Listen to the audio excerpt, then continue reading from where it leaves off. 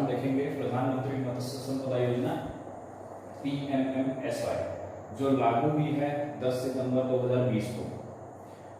प्रधानमंत्री जी ने दिसंबर 2014 को इस बारे में चर्चा की थी कि इस टाइप की किसी योजना को हमको लागू करना है, जो कि 20 मई 2020 को पारित हुआ और 10 सितंबर 2020 को लागू हो गई है योजना। अब जब भी हम मछली पालन की बात करते हैं तो हमारे दिमाग में क्या आता है? Blue revolution. Blue revolution first time India में 7th 5-year प्लान, मतलब कि जब 7वां 5 वर्षीय प्लान चल रहा था 1985 से 1990 तक, तब पहली बार ब्लू रिवॉल्यूशन आया था भारत में। ये याद रखिएगा। दूसरी चीज, अब थोड़ी सी पहले बात कर लेते हैं, जो मछली पालन का सिनेरियो है इंडिया में वो क्या कहता है, फिर योजना के बारे में बात करेंगे और उसके ऑब्जेक्टिव्स देखेंगे। पहले देखते हैं तो भारत में India is the second largest in aquaculture production. ये फिश कल्चर नहीं है, एक्वाकल्चर है, मतलब इसमें सी वीड्स भी आएंगे, इसमें ऑर्नामेंटल फिशेस भी आएंगे, प्लस नॉर्मल फिश प्रोडक्शन भी आएगा। तो second largest production in aquaculture production. Fourth largest in fish export. Bharat चौथे नंबर पर है फिश एक्सपोर्ट के मामले में। जो ग्लोबल फिश प्रोडक्शन है उसमें से, पूरे विश्व का फिश प्रोडक्शन है उसमें से 6.3% भारत में प्रोड्यूस होता है। ठीक, 6.3% भारत में प्रोड्यूस होता है। जो भारत का जीडीपी है, भारत के जीडीपी में फिश प्रोडक्शन का जो जीडीपी आता है वो 1.1% होता है। 1.1% जो जीडीपी है भारत का वो फिश से आता है। एग्रीकल्चर के टोटल जीडीपी में से फिश प्रोडक्शन का जीडीपी 5.15% है। टोटल एग्रीकल्चर के जीडीपी में से 5.15% जो है वो फिश का जीडीपी, फिश प्रोडक्शन का जीडीपी है। टोटल एग्रीकल्चर में से 5.15 और भारत के टोटल जीडीपी में 1.1। अभी हम लोग जीडीपी कर रहे हैं, इस जीडीपी को और अच्छे से समझते हैं इसको खत्म करने के बाद। तो देखिए, मत्स्य संपदा योजना जो है उसका इन्वेस्टमेंट है 20,050 करोड़। 20,050 करोड़ का इन्वेस्टमेंट है, जिसमें से 3 भाग में बांटा गया है। ये सेंट्रल का इन्वेस्टमेंट है 9407 करोड़, स्टेट का इन्वेस्टमेंट रहेगा 4880 करोड़, और जो बेनिफिशियरीज हैं, मतलब जिसको लाभान्वित रहने लोग, वो उनका शेयर रहेगा 560 करोड़। ठीक, तो ये जो अमाउंट है वो 3 भाग में बटेगा। अब इस योजना का लाभ क्या है, इसका उद्देश्य क्या है? किसी भी लोग योजना के बारे में समझने के लिए हमको उसका उद्देश्य जानना पड़ता है कि उद्देश्य क्या है। हमको पता है कि भारत में फिश प्रोडक्शन से अभी 20 मिलियन लोग डिपेंडेंट है। सिर्फ फिश प्रोडक्शन में डायरेक्टली और इनडायरेक्टली 20 मिलियन लोग इस पे निर्भर हैं। तो इस योजना के तहत हम 55 लाख और एम्प्लॉयमेंट लाएंगे। इस योजना के तहत हम 55 लाख डायरेक्ट और इनडायरेक्ट एम्प्लॉयमेंट और लाएंगे फिश प्रोडक्शन में। ठीक, दूसरी बात, अभी हमारा जो योगदान है फिश प्रोडक्शन से वो 137.58 करोड़ है। 137.58 lakh metric ton fish production होता है अभी, जो कि हमको 220 लाख मेट्रिक टन करना है। कब तक? 24-25 तक। ठीक, जो हम फिश प्रोडक्शन करते हैं उसको एक्सपोर्ट करने के बाद हमारे पास इतनी धनराशि आती है 40,589 करोड़, जिसको हमको 1 लाख करोड़ करना है। जो हम मछली बेचेंगे वो जस्ट डबल करेंगे हम, कितने में? 5 सालों में, अगले आने वाले 5 सालों में। तो मेन ऑब्जेक्टिव यही है प्रधानमंत्री मत्स्य संपदा योजना का। चलिए अब आगे देखते हैं जीडीपी क्या है और role of livestock in economy क्या है।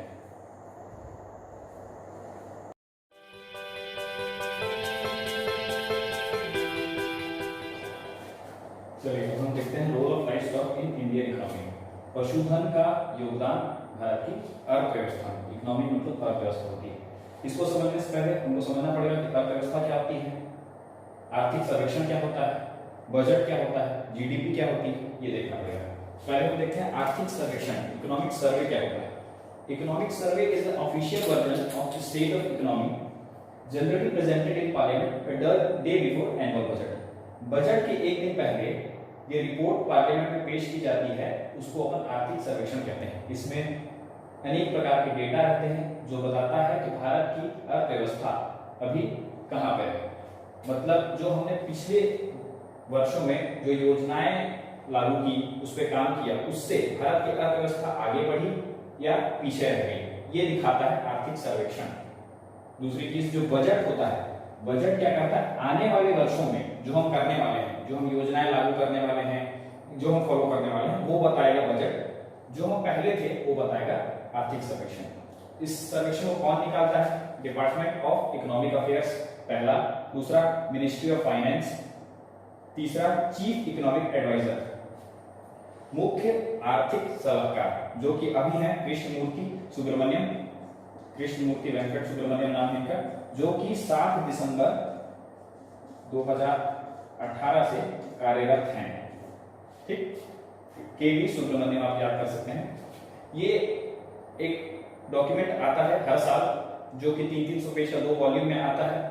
जब मैंने इसको पढ़ा तो मेरे को एक लाइन बहुत अच्छी लगी जो कि इस साल ऐड की गई है, वो मैं आपको बताता हूँ। ये लाइन है, तिरुकुरल एक एंशिएंट लिटरेचर है तमिल की, उससे ये लाइन ली गई है। Make money there is no weapon sharper than it to severe the pride of your toes. इसका अर्थ है पैसा बनाओ, इससे अच्छा और कोई चीज नहीं जो तुम्हारे दुश्मन के घमंड को तोड़ सके। ठीक, अब आर्थिक सर्वेक्षण का इस साल का थीम क्या है? इस साल का 2019-20 का थीम है वेल्थ क्रिएशन। जो आर्थिक सर्वेक्षण 2019-20 का थीम है वो है वेल्थ क्रिएशन।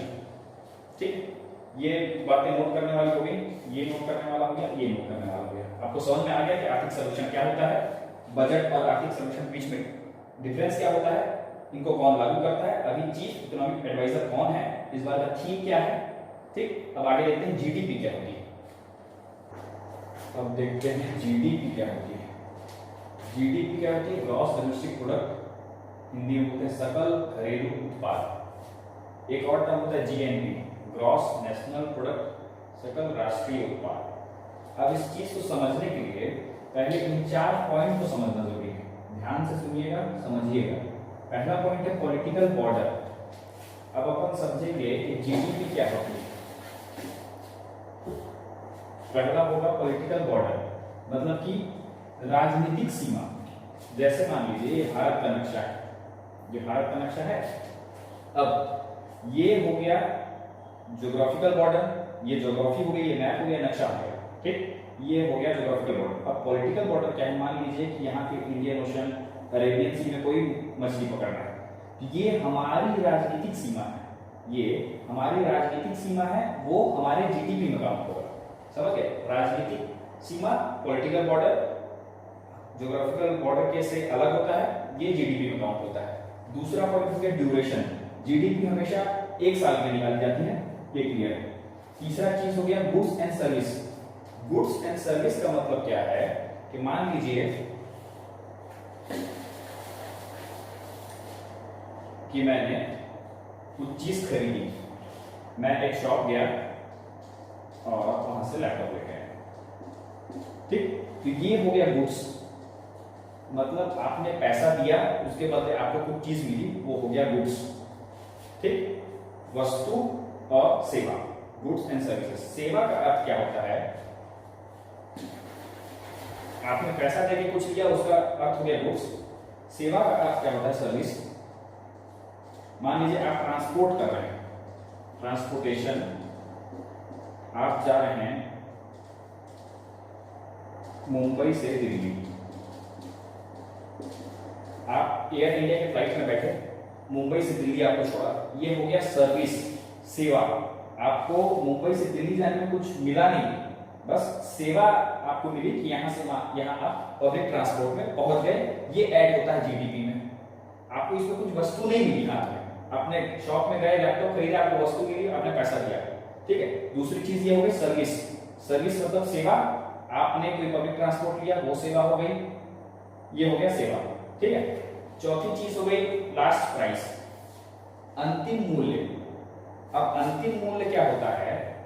जैसे लैपटॉप का एग्जांपल लीजिए, आप गए किसी शॉप में, उद्देश्य क्या है? लैपटॉप लेने का। ठीक, तो आप लैपटॉप लेने जाते हैं तो आप बोलते हैं कि मेरे को 30,000 तक का लैपटॉप चाहिए, फिर वो दुकानदार कहता है कि 30,000 का जैसा लैपटॉप है।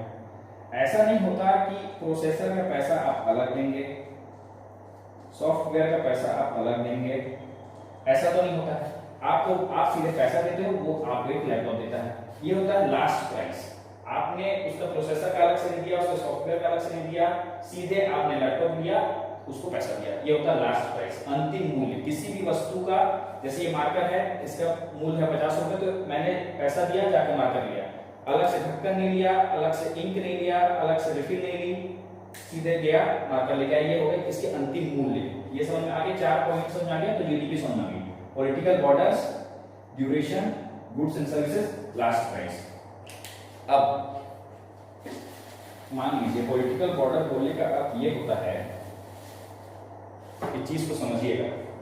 मान लीजिए सऊदी अरेबिया में, सऊदी अरब में एम्बेसी में, एम्बेसी आप समझते हैं, एम्बेसी में कोई भारत का आदमी काम कर रहा है, एम्बेसी में हर राष्ट्र के आदमी होते हैं, एम्बेसी में काम कर रहे हैं, तो वो कोई आदमी आए एम्बेसी में, फीस देते हैं, भाई हमको पासपोर्ट रिन्यू कराना है, पासपोर्ट एक्सटेंड करवाना है, पासपोर्ट बनवाना है, जो, तो वो जो फीस देते हैं, लेकिन यहाँ पे कौन बैठा है, भारत का आदमी बैठा है, ये जीडीपी में काउंट होता है, क्योंकि ये पॉलिटिकल बॉर्डर्स में आता है।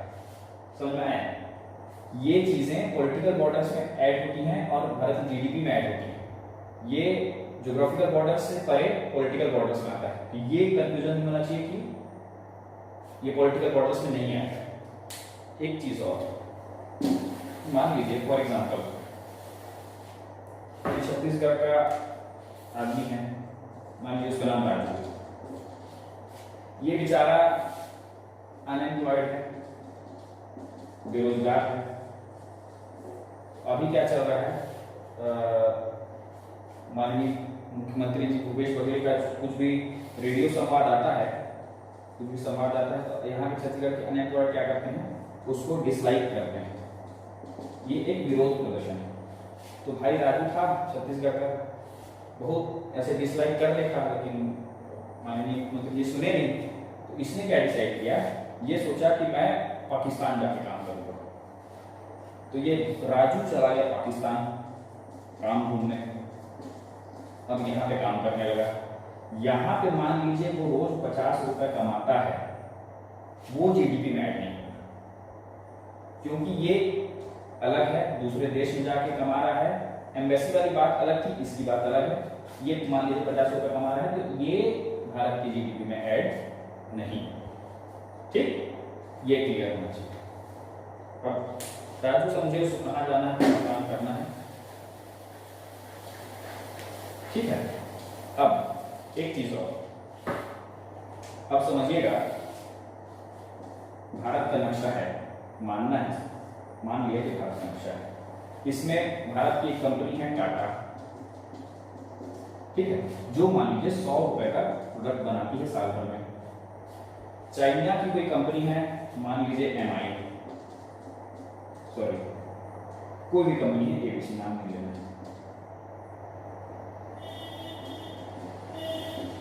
कोई भी कंपनी है, वो 50 रुपए का प्रोडक्ट इंडिया में आके बना रही है, 50 रुपए का प्रोडक्ट इंडिया में आके बना रही है, तो ये ऐड होगा भारत की जीडीपी में। ये एबीसी जो है वो आके भारत में कुछ प्रोडक्ट बना रही है जो कि 50 रुपए का है, तो ये 150 रुपए भारत की जीडीपी में ऐड होगा। एबीसी जो कंपनी है वो टैक्स देगी भारत को, लेकिन अपना मुनाफा अपने देश में लेके जाएगी। जो एबीसी कंपनी है अपना मुनाफा अपने देश लेके जाएगी, लेकिन टैक्स और यहाँ का उत्पादन उसका मूल्य भारत की जीडीपी में ऐड करा के जाएगी। ठीक, ये चीज क्लियर होना चाहिए। ये हो गया बाउंड्री वाली बात। कंपनी बाहर की, चाइना की कंपनी है, भारत में आके काम कर रही है, उसके पॉलिटिकल बॉर्डर्स में आ गई, तो वो जीडीपी में ऐड होगा हमारे। अगर हमारा देश कहीं बाहर जाके काम कर रहा है, उस देश की जीडीपी में ऐड होगा। ठीक, ये बातें क्लियर हो गई। अब एक है ग्रॉस नेशनल प्रोडक्ट,